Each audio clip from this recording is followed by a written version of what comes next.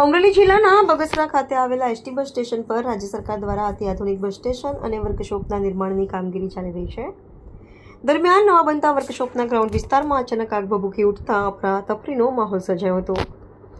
પ્રાથમિક માહિતી મુજબ વર્કશોપના ગ્રાઉન્ડમાં આવેલા નડતરરૂપ વૃક્ષોની ઝાડીઓમાં આગ લાગી હતી. સ્થાનિકોમાં એવી ચર્ચા છે કે નડતરરૂપ વૃક્ષોને દૂર કરવા માટે આગ લગાવવામાં આવી હોઈ શકે. જો કે સત્તાવાર રીતે આગ લાગવાનું ચોક્કસ કારણ હજુ બહાર આવ્યું નથી. આગે થોડા જ સમયમાં વિકરાળ સ્વરૂપ ધારણ કરતા ધુમાડાના ગોટે ગોટા આકાશમાં છવાઈ ગયા હતા. ઘટનાની જાણ થતાં સ્થાનિક લોકો તાત્કાલિક સ્થળ પર દોડી આવ્યા હતા. આગ વધુ ફેલાય નહીં તે માટે બગસરા નગરપાલિકાની ટીમ તેમજ અમરેલી ફાયર બ્રિગેડની ટીમ તાત્કાલિક ઘટના સ્થળે પહોંચી આગ બુઝાવવાની કામગીરી હાથ ધરી હતી.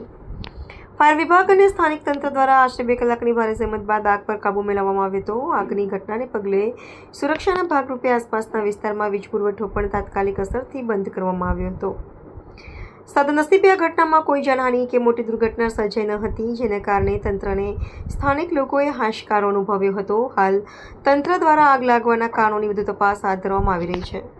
રિપોર્ટર સરફરાઝ ખોખર, અમરેલી.